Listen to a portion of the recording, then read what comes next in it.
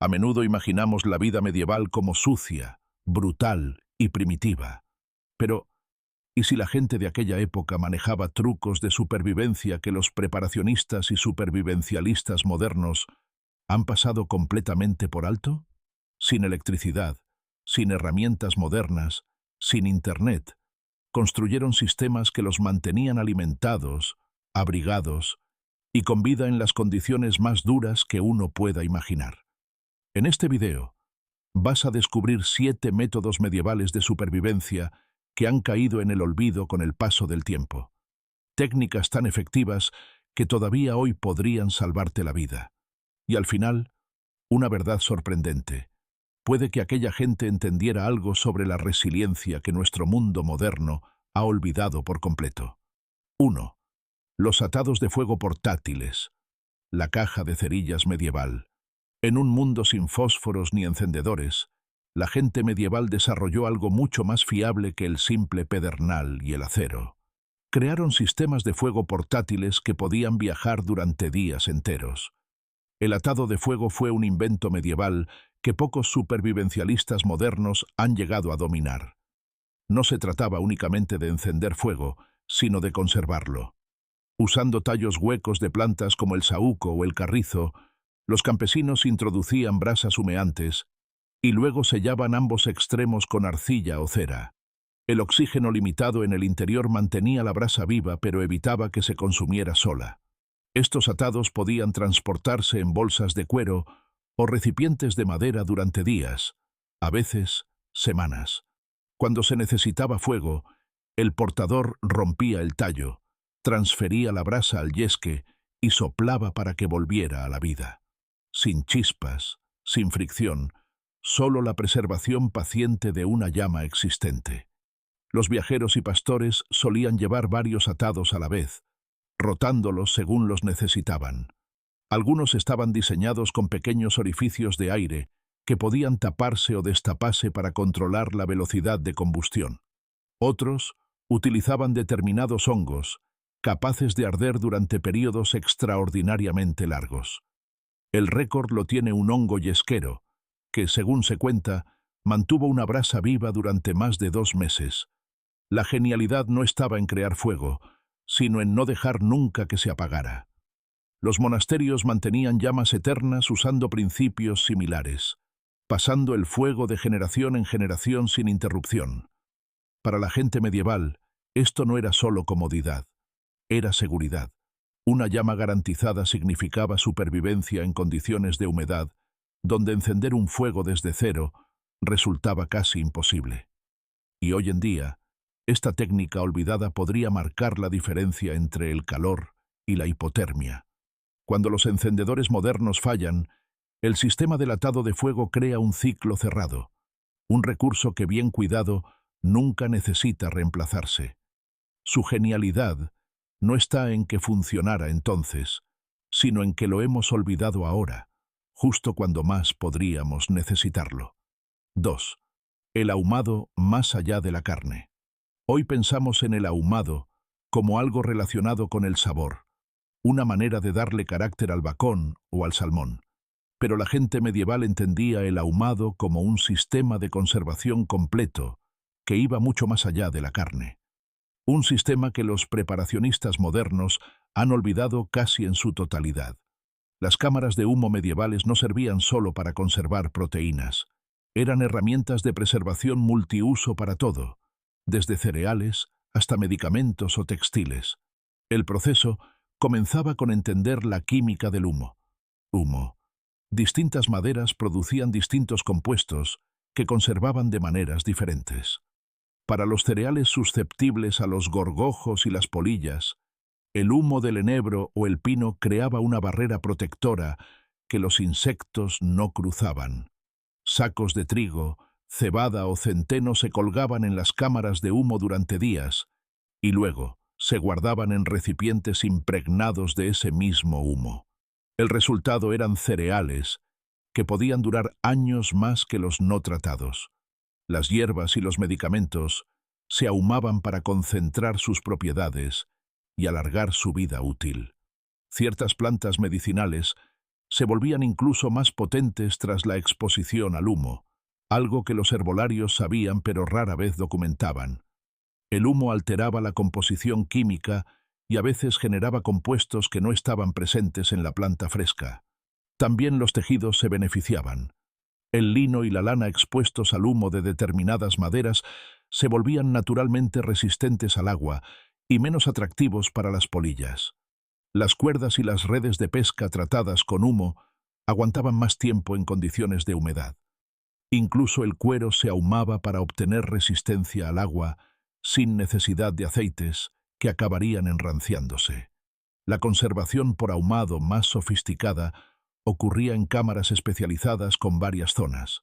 Humo caliente cerca del suelo para la carne, humo más templado en el centro para los cereales, y el humo más suave en la parte alta para las hierbas delicadas y los medicamentos.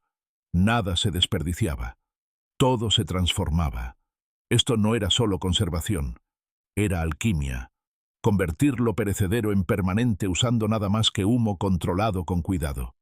Para los preparacionistas modernos que solo fuman carne, este conocimiento medieval ofrece una dimensión olvidada. Un sistema de conservación completo que no necesita electricidad, productos químicos ni equipos modernos. Solo fuego, paciencia y un saber que casi se ha perdido para siempre. 3. Los setos vivos. Seguridad y sustento. Mucho antes del alambre de espino o el vallado eléctrico, las comunidades medievales crearon algo mucho más ingenioso. Barreras vivas que proporcionaban protección y alimento al mismo tiempo. Un concepto que los propietarios de tierras modernos han abandonado casi por completo. La técnica del trenzado de setos creaba barreras infranqueables cortando parcialmente árboles y arbustos jóvenes y doblándolos y entrelazándolos en horizontal. A medida que cicatrizaban, estas plantas crecían tanto en vertical como en horizontal, formando una pared viva que era difícil de cortar o quemar. Pero no eran simples barreras. Eran ecosistemas diseñados con una intención clara. El espino albar y el endrino aportaban la estructura defensiva con sus feroces espinas, mientras que frutales, nogales y arbustos de bayas se entretejían para proporcionar alimento. Plantas medicinales como el saúco y el sauce se incorporaban por sus propiedades curativas. El resultado era un sistema de seguridad que te alimentaba, te sanaba y se volvía más fuerte cada año en lugar de deteriorarse. Estos setos vivos requerían un mantenimiento concreto. Cortar y trenzar una vez al año, siempre en invierno cuando la savia estaba baja, los mantenía densos y en el patrón de crecimiento correcto. Algunos setos medievales llegaron a estar tan asentados que sobrevivieron a los propios pueblos que protegían, permaneciendo en pie siglos después de que sus creadores murieran. Las versiones más elaboradas incluían puertas de seto, huecos disimulados que solo conocían los lugareños y que podían sellarse rápidamente en tiempos de peligro. Otros incorporaban zanjas por el exterior y terraplenes por el interior, creando un perímetro defensivo completo. La fauna silvestre usaba estos setos como corredores entre bosques, acercando las oportunidades de caza al límite mismo del pueblo. Los pájaros que anidaban en ellos controlaban las plagas de insectos en los campos cercanos.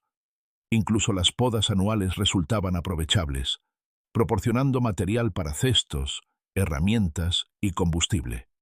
Esto no era simplemente una valla, era una infraestructura viva que ofrecía seguridad, alimento, medicina y servicios ecológicos al mismo tiempo.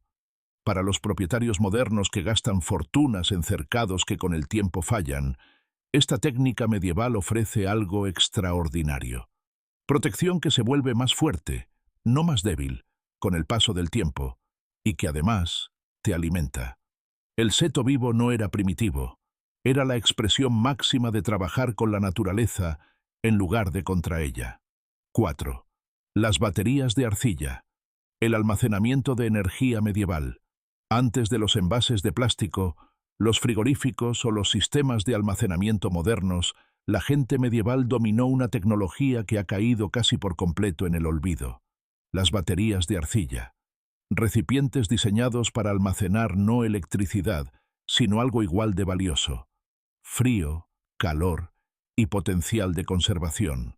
No eran simples macetas, eran sistemas diseñados con precisión para distintos propósitos. El más común era el enfriador de doble pared, un recipiente de arcilla con el espacio entre paredes relleno de arena húmeda. A medida que el agua se evaporaba a través de la arcilla porosa exterior, extraía calor de la cámara interior, creando un efecto refrigerante sin necesidad de hielo. Los alimentos guardados en estos recipientes se conservaban frescos días más que en contenedores ordinarios. La leche seguía siendo buena. La carne no se estropeaba tan deprisa.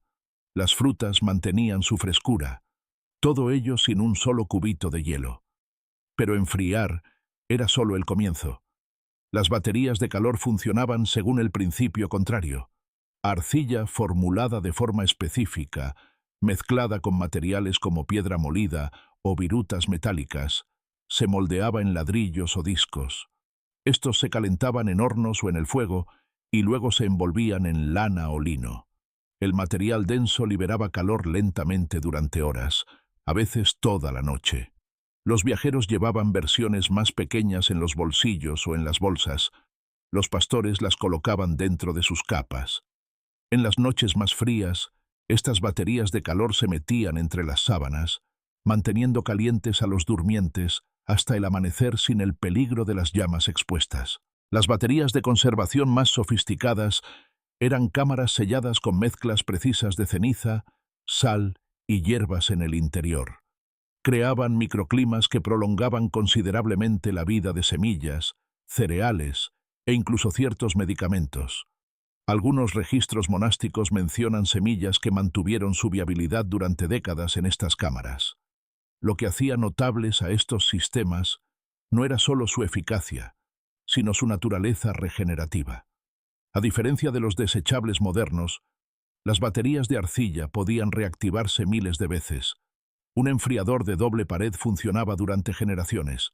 Las baterías de calor podían recalentarse indefinidamente.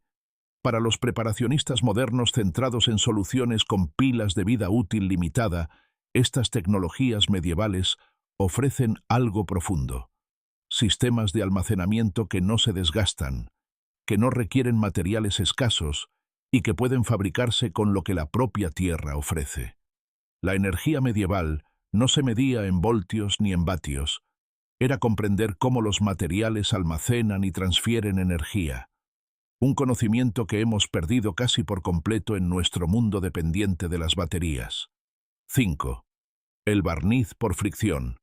El impermeabilizante medieval. Antes del Gore-Tex, los recubrimientos plásticos o los selladores químicos, la gente medieval desarrolló una tecnología de impermeabilización tan eficaz que podía mantenerte seco bajo una tormenta. Y todo usando materiales que los supervivencialistas modernos pisan a diario sin fijarse. El más notable era el barniz por fricción, un recubrimiento impermeable elaborado sin ningún ingrediente moderno. El proceso comenzaba recogiendo resinas específicas de árboles, normalmente pino, abeto o abedul. Estas se calentaban y mezclaban con grasa animal fundida y cera de abeja en proporciones precisas, y luego se dejaban enfriar hasta obtener una pasta. La genialidad estaba en la aplicación. En lugar de limitarse a cubrir la tela o el cuero, la gente medieval usaba la fricción para transformar el material a nivel de fibra. La pasta se frotaba con vigor en el material, a veces durante horas, generando un calor que abría las fibras y permitía que la mezcla penetrara por completo. Una vez enfriado, el material tratado quedaba notablemente impermeable, pero seguía siendo transpirable, algo que la impermeabilización sintética moderna todavía no ha logrado del todo. La lluvia resbalaba y escurría, pero el sudor podía seguir saliendo. Capas, botas, lonas y bolsas tratadas con este barniz podían durar años con retoques ocasionales. Los cazadores y pastores que pasaban semanas expuestos a la intemperie dependían de esta tecnología para evitar la hipotermia y mantener sus pertenencias secas. Las versiones más sofisticadas incluían aditivos como carbón molido para proteger contra los rayos UV, ciertos polvos minerales para aportar flexibilidad en el frío, o hierbas específicas para repeler insectos. Cada región desarrolló su propia fórmula según los materiales disponibles localmente. Lo que hacía excepcional al sistema era su autosuficiencia. Todos los ingredientes podían recogerse o producirse en el entorno cercano, sin fábricas, sin productos químicos, sin cadenas de suministro globales.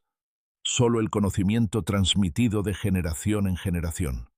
Para los aficionados al aire libre que reemplazan su cara ropa impermeable cada pocos años, esta tecnología medieval ofrece algo revolucionario.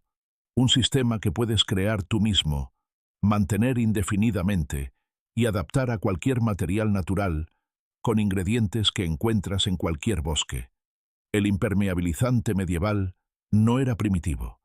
Era el equilibrio perfecto entre eficacia y sostenibilidad.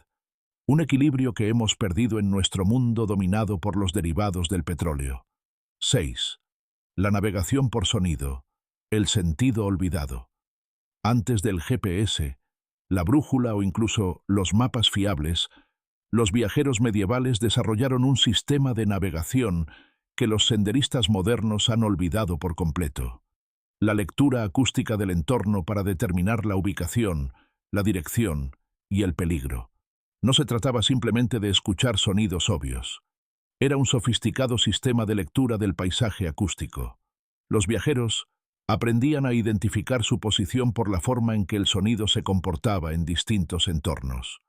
El patrón de eco de un grito podía revelar la presencia de un valle.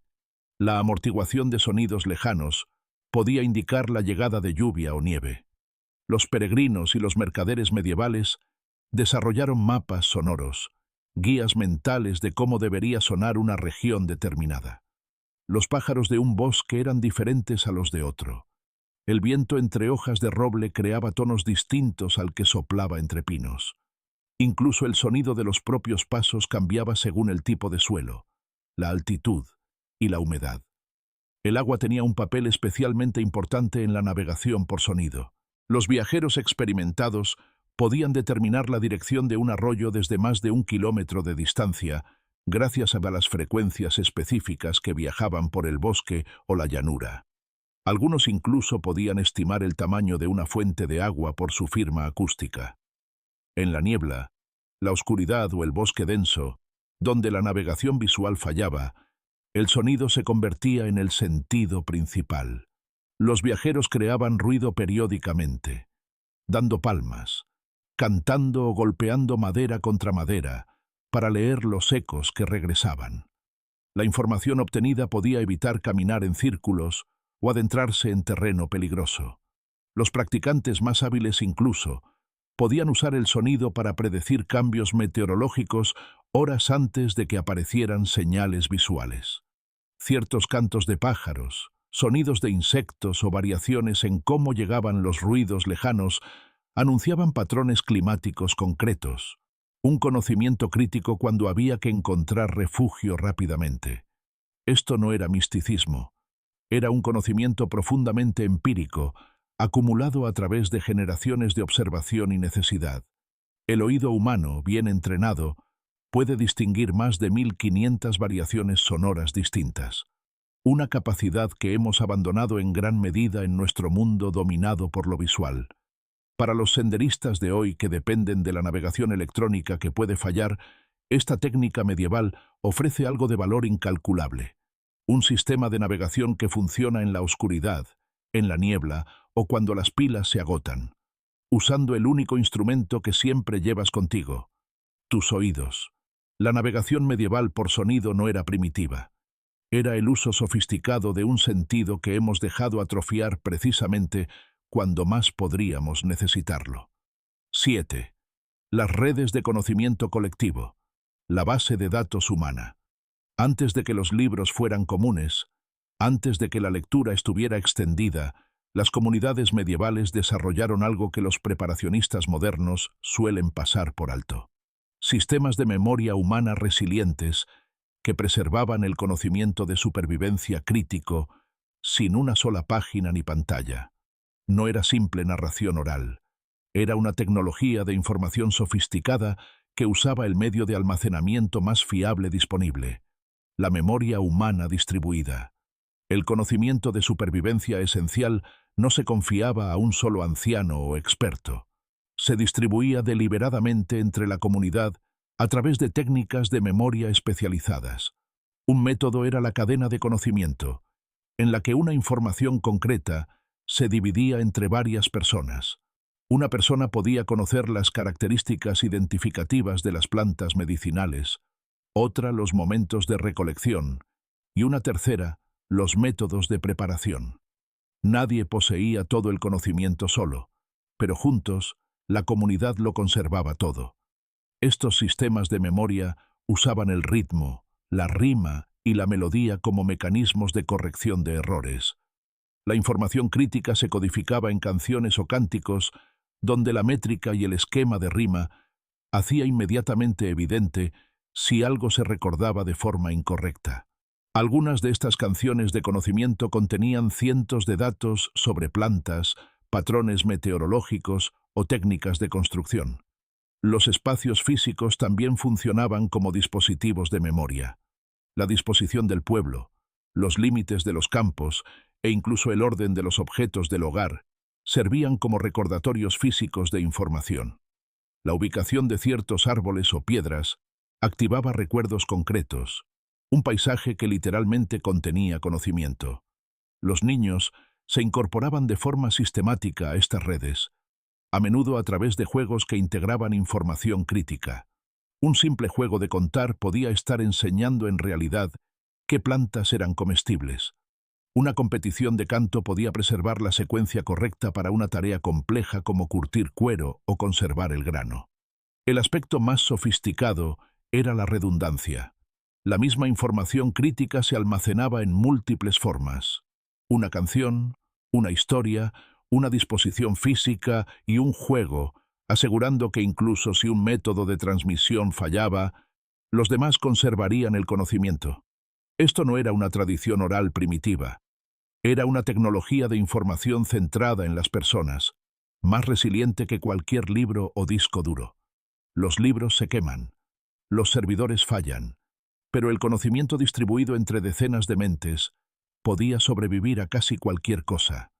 Para los preparacionistas modernos, centrados en acumular libros de supervivencia que quizás nunca se lean, este enfoque medieval ofrece algo profundo, una forma de garantizar que el conocimiento crítico siga siendo accesible incluso cuando todos los registros se pierden, almacenándolo donde resulta más útil, en mentes humanas, listo para aplicarse. Las redes de conocimiento medievales no eran simples, eran el sistema de información resiliente definitivo, uno que hemos abandonado en nuestro mundo moderno subcontratado y dependiente de los dispositivos. A menudo miramos la Edad Media con cierta sensación de superioridad, sin tecnología, sin electricidad, sin comodidades modernas. Pero después de explorar estas 7 técnicas de supervivencia olvidadas, quizás deberíamos hacernos una pregunta diferente. ¿Quién es realmente más vulnerable? ¿Ellos o nosotros? La gente medieval no solo sobrevivía, desarrollaba sistemas sofisticados que funcionaban con los materiales disponibles y los procesos naturales. No luchaban contra la naturaleza, se alineaban con ella. Cada técnica que hemos explorado refleja una comprensión más profunda de cómo funciona el mundo de verdad cuando se despoja de la infraestructura moderna. Ellos no tenían que aprender habilidades de supervivencia, las vivían a diario. El conocimiento no era teórico, era práctico, probado y refinado a través de generaciones de aplicación real. Hoy hemos cambiado la resiliencia por la comodidad. Hemos trocado el conocimiento por la información. Hemos reemplazado la interdependencia comunitaria por la independencia aislada. Y al hacerlo, nos hemos vuelto más vulnerables que nuestros antepasados medievales, de maneras que rara vez reconocemos. La técnica de supervivencia medieval más poderosa no era ninguna habilidad concreta. Era su enfoque integrado de la vida. Nada se desperdiciaba. Todo tenía múltiples propósitos. Los sistemas funcionaban juntos en lugar de por separado. Esto no era un pensamiento primitivo, era pensamiento sistémico en su forma más sofisticada. Así que la pregunta no es si estas técnicas medievales siguen funcionando. Funcionan. La pregunta es si somos lo suficientemente humildes para aprender de aquellos a quienes nos han enseñado a ver como primitivos. Porque en un mundo de incertidumbre creciente, lo más peligroso puede ser nuestra arrogancia moderna. La creencia de que hemos superado la sabiduría de quienes prosperaron sin ninguno de los sistemas de los que ahora dependemos. La gente medieval no solo sobrevivía a pesar de sus limitaciones, en muchos aspectos prosperaba gracias a ellas, y eso puede ser la lección de supervivencia más importante de todas. Este ha sido Mente Medieval. Hasta la próxima.